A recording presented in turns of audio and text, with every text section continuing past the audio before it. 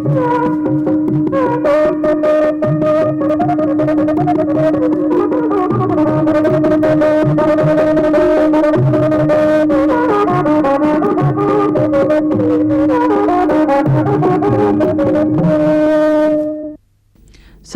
भाषा शिक्षण में आप सबका हार्दिक स्वागत है। इस पाठ में हम एक नवीन विषय पर जानकारी प्राप्त करेंगे। नमो नमः। संस्कृत भाषा शिक्षणे भवतां सर्वेषां सुस्वागतम्। पूर्वतनदिने वयं चितिचन निपातयोः अभ्यासं कृतवन्तः। अद्य अन्यं कञ्चन नूतनम् अंशं जानीमः। इदानीं कानिचन वाक्यानि अहं वदामि, तानि ध्यानेन शृण्वन्तु। बालकः मार्गे गच्छन् अस्ति। छात्रः पुस्तके लिखन् अस्ति।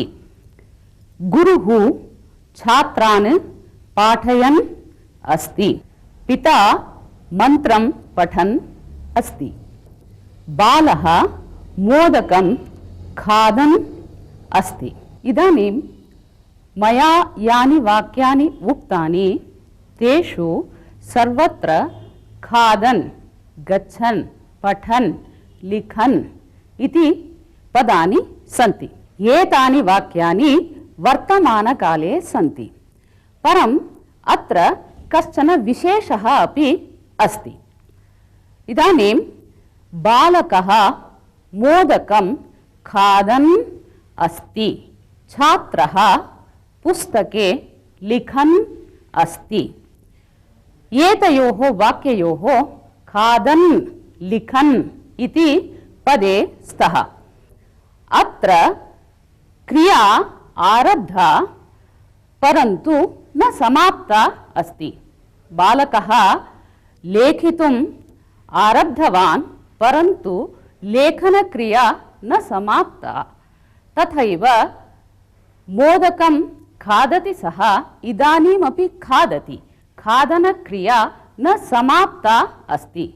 खादनक्रिया इदानीं प्रचलति। इत्युक्ते वर्तमानकालम् एतानि वाक्यानि वदन्ति, परन्तु क्रिया एतावत्पर्यन्तं न समाप्ता अस्ति। पश्यन्तु, कानिचन उदाहरणानि अहम् अत्र फलके लिखामि।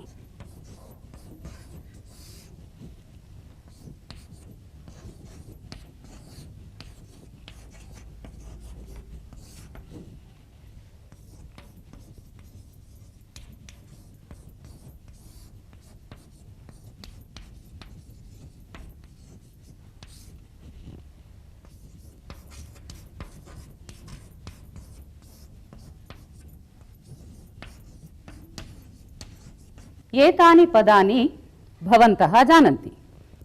एतानि लट्लकारे क्रियापदरूपाणि सन्ति। प्रथमपुरुष एकवचनान्तानि रूपाणि एतानि। लिखति, गच्छति, खादति इति एतानि। लिखति इत्यस्य लिखन् इति एकं रूपम् अत्र लिखितमस्ति। गच्छति इत्यस्य गच्छन् इति रूपम्। खादति इत्यस्य खादन् इति रूपम्। लिखन्, गच्छन्, खादन् इति एतानि रूपाणि शत्रन्तानि रूपाणि भवन्ति।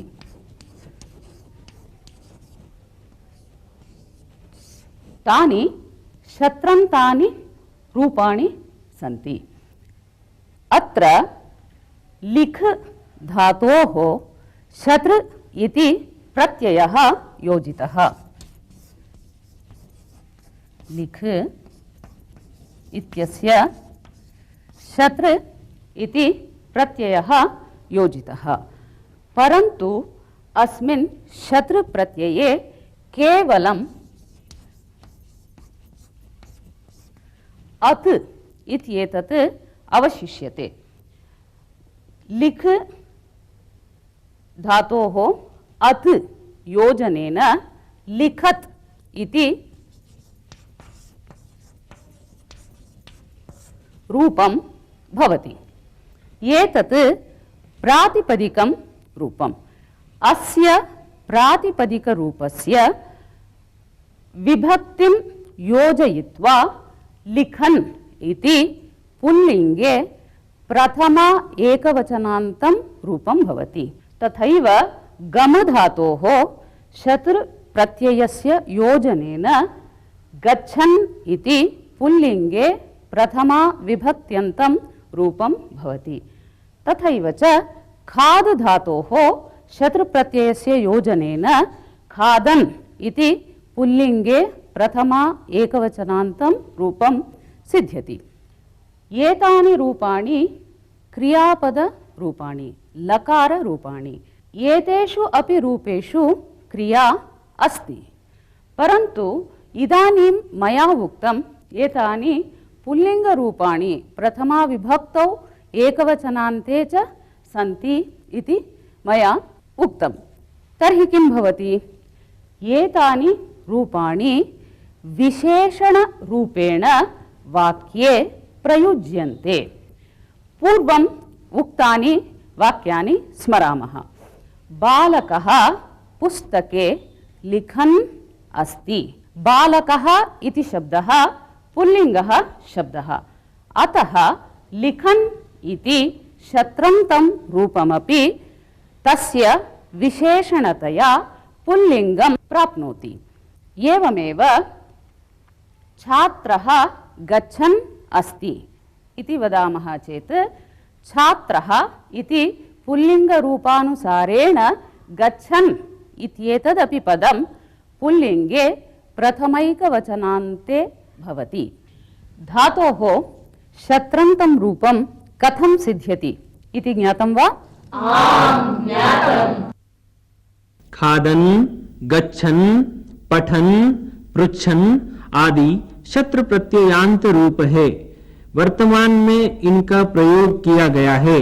क्रिया आरंभ हो चुकी है लेकिन अभी समाप्त नहीं हुई है। इस संदर्भ में इसका प्रयोग होता है, जैसे बालकः मोदकं खादन् अस्ति, छात्रः पुस्तके लिखन् अस्ति। यहाँ खाना या लिखना आरंभ हो चुका है लेकिन अभी समाप्त नहीं हुआ है। इदानीम् एकम् अभ्यासं कुर्मः।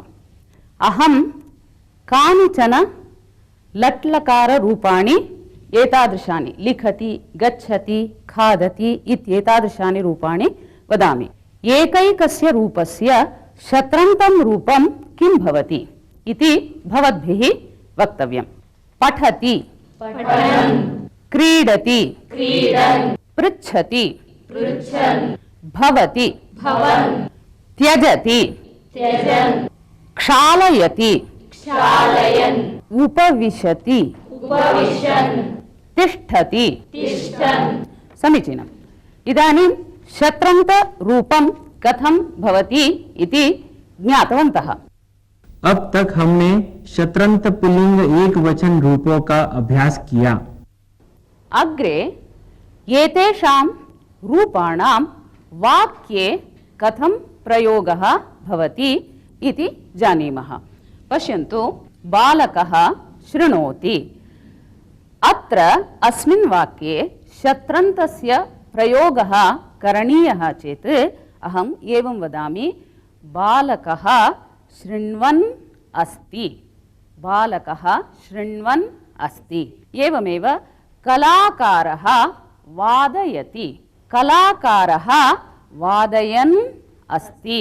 कलाकारः किं कुर्वन् अस्ति? वादयन् अस्ति। समीचीनम्। भक्तः नमति। भक्तः किं करोति? नमति अस्ति। बालकः पृच्छति। बालकः किं कुर्वन् अस्ति? बालकः पृच्छन् अस्ति। रजकः क्षालयति। रजकः किं कुर्वन् अस्ति? रजकः क्षालयन् अस्ति। एवमेव अन्यानि वाक्यानि परिवर्तनीयानि।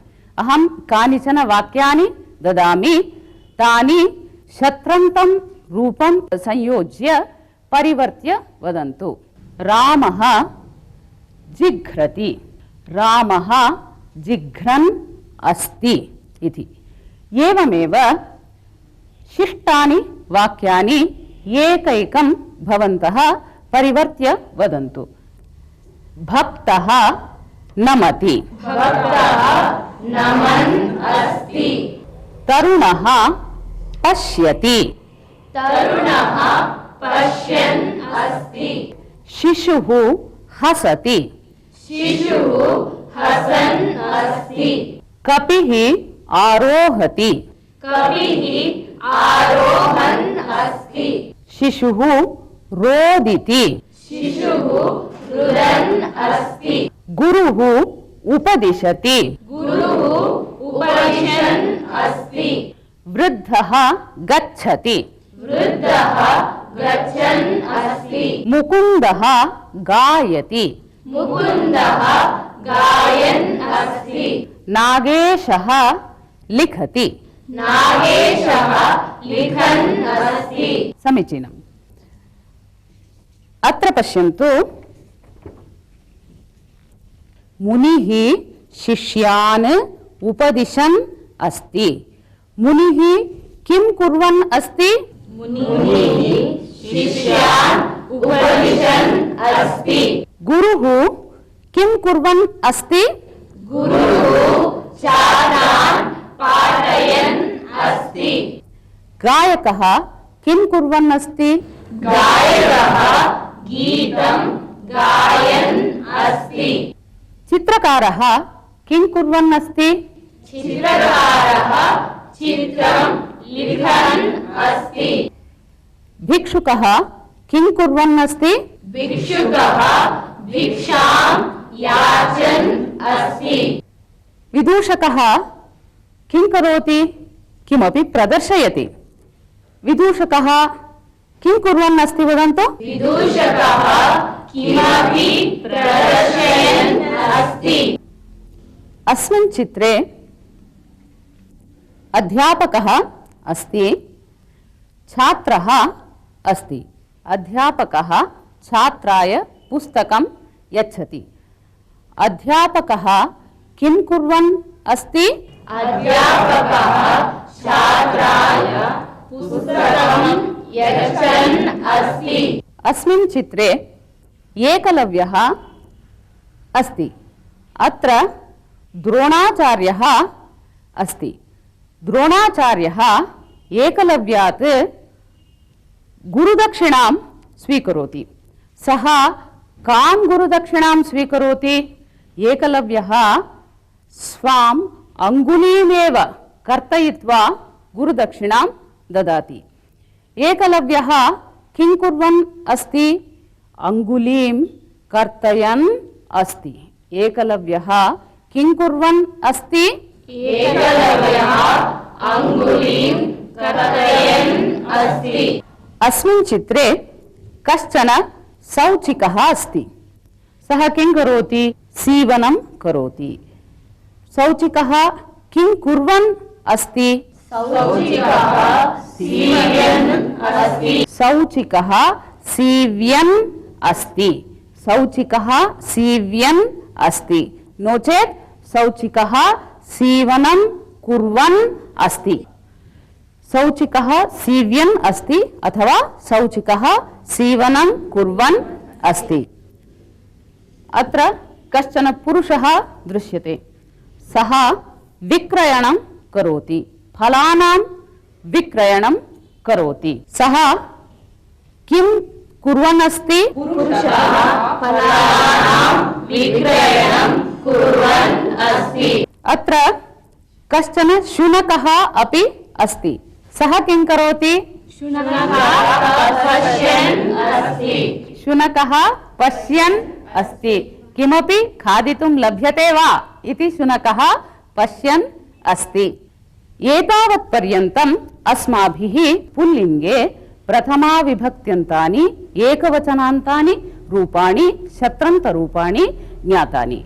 इदानीम् एकैकं शत्रन्तं रूपं वाक्ये प्रयुज्य एकैकः, एकैका वा एकैकं वाक्यं वदन्तु। भवती वदति वा? शिशुः क्षीरं पिबन् अस्ति।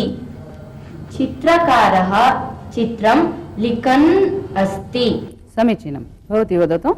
नागेन्द्रमहोदयः श्रद्धया दूरदर्शनं पश्यन् अस्ति। समीचीनं। देवालये अर्चकः पूजयन् अस्ति। रामः गानं गायन् अस्ति। बालकः पाठं पठन् अस्ति। नर्तकः नृत्यन् अस्ति। समीचीनं। भवती वदतु। बालकः पद्यं लिखन् अस्ति। राकेशः हसन् अस्ति। समीचीनं। भवती वदतु। मम पुत्रः क्रीडन् अस्ति। वृद्धः अरण्यं गच्छन् अस्ति। इदानीं शत्रन्तरूपाणां वाक्येषु कथं प्रयोगः भवति इत्येतत् सम्यक् ज्ञातवन्तः। कदाचित् वयं शत्रन्तस्य उपयोगेन वाक्यद्वयं योजयितुम् अपि शक्नुमः। यथा बालकः मार्गे गच्छति। गमनसमये सः किमपि खादति। बालकः फलं खादति तथैव मार्गे गच्छति। इदानीम् अत्र क्रियाद्वयम् अस्ति। बालकः किं किं करोति? बालकः खादति, फलं खादति, अपि च मार्गे गच्छति च। गमनसमये सः खादति। एतत् शत्रन्तस्य उपयोगेन कथं वक्तुं शक्यते इति चेत् बालकः फलं खादन् गच्छति। बालकः फलं खादन् मार्गे गच्छति। एवमेव इदानीम् अन्यानि वाक्यानि योजयामः। अत्र पत्रे कानिचन वाक्यानि सन्ति। एतानि पश्यन्तु। भक्तः पुष्पम् आनयति नमति। एतदेव वाक्यं वयम् एवमपि वक्तुं शक्नुमः। भक्तः पुष्पम् आनयन् नमति। क्रियाद्वयं योजयित्वा एकेनैव वाक्येन वक्तुं शक्यते। तथैव इमानि वाक्यानि अहं पठामि। भवन्तः पूर्वतनक्रियायाः शत्रन्तप्रयोगं कृत्वा वाक्यद्वयं योजयित्वा वदन्तु। वानरः खादति, वृक्षम् आरोहति। वानरः खादन् वृक्षम् आरोहति।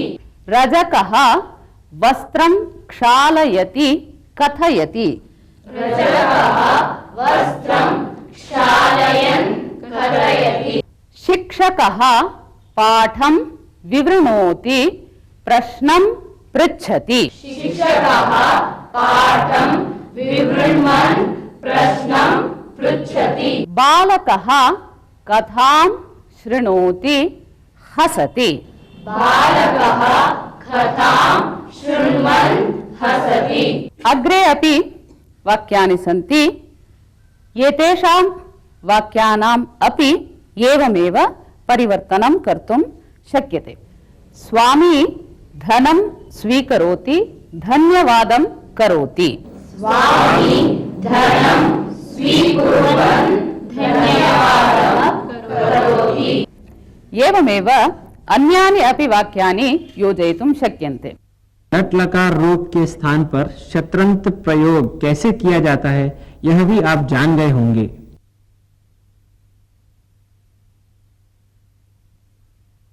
पद्माकरं दिनकरो विकचीकरोति, चन्द्रो विकासयति कैरवचक्रवालम्। नाभ्यर्थितो जलधरोऽपि जलं ददाति, सन्तस्वयं परहिते निहिताभियोगाः।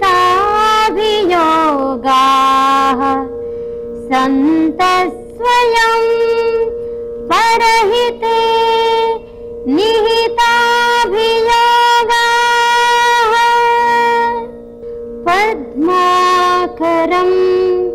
दिनकरो विकचीकरोति चन्द्रो विकासयति कैरवचक्रवालम्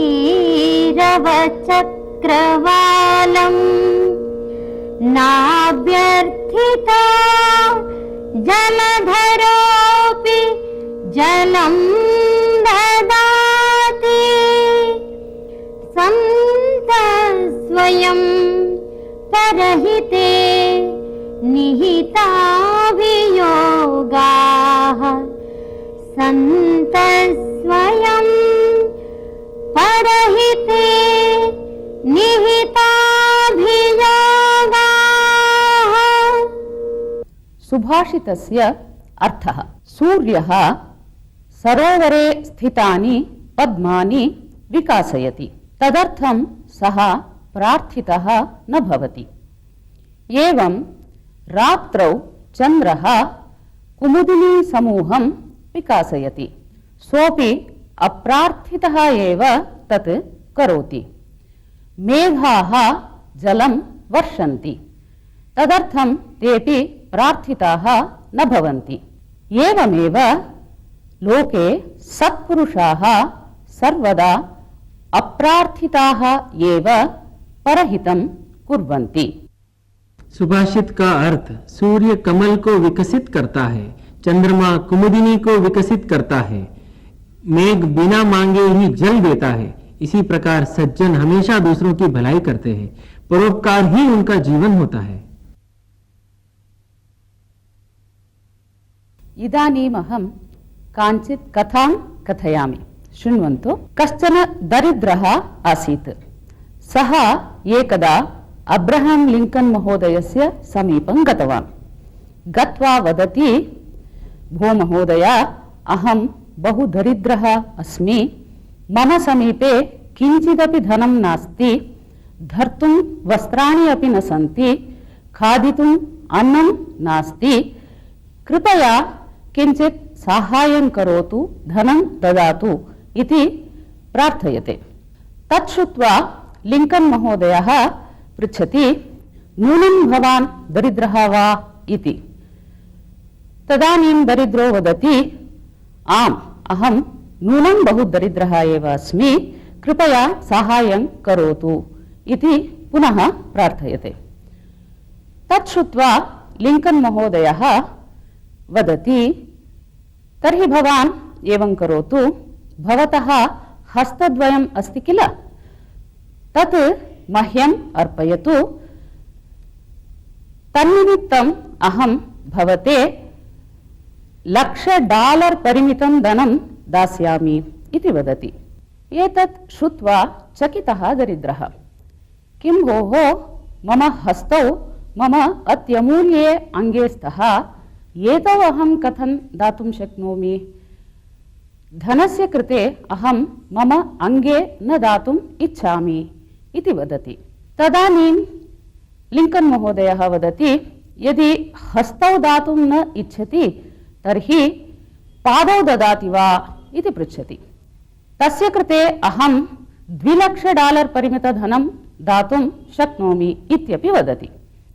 तदानीं दरिद्रः वदति, किं भोः, पूर्वं हस्तौ पृष्टवान्, यथा हस्तौ मम अमूल्यौ स्तः तथा मम पादावपि अमूल्यावेव, तौ अहं कथं दास्यामि इति वदति। तदानीं लिंकन् महोदयः पुनरपि वदति, यदि हस्तौ वा पादौ वा न दातुम् इच्छति तर्हि भवतः नेत्रे मह्यम् अर्पयतु, तत्कृते अहं $10,00,000 परिमितं धनं दातुम् इच्छामि। तेन धनेन भवतः दरिद्रता अपगच्छति, भवान् सुखेन जीवितुम् अर्हति इति वदति। इदानीं तु दरिद्रः आतङ्केन वदति, किं भोः, भवान् मम अत्यमूल्यानि अङ्गानि एकैकं कृत्वा पृच्छति, नेत्रे दत्वा अहं द्रष्टुमपि न शक्नोमि, मम जीवनमपि दुर्भरं भवेत्, कथमहं जीवानि नेत्रे विना इति पृच्छति। यदि भवान् बहुधनं दास्यति चेदपि मम अत्यमूल्यानि अङ्गानि यथा कथञ्चित् अहं न दातुम् इच्छामि इत्यपि वदति। तदानीं लिङ्कन् महोदयः वदति, भवतः समीपे धनं नास्ति इति वदति भवान्, परन्तु एतानि भगवता दत्तानि अङ्गानि अत्यमूल्यानि अङ्गानि भवतः सन्ति किल, एतानि उपयुज्य भवान् बहुधनं सम्पादयितुम् अर्हति। एतत् श्रुत्वा दरिद्रस्य ज्ञानोदयः जातः। सः लिङ्कन् महोदयं क्षमां याचितवान्, उक्तवान् च, इतः परम् अहं कदाचित् भिक्षां न याचे, परिश्रमेण धनं सम्पादयामि इति उक्त्वा निर्गतः। लिङ्कन् महोदयस्य मुखे मन्दहासः प्रसृतः। धन्यवादः। नमो नमः। इसी के साथ अब यह पाठ समाप्त होता है। अगले पाठ में फिर मिलेंगे, तब तक के लिए धन्यवाद।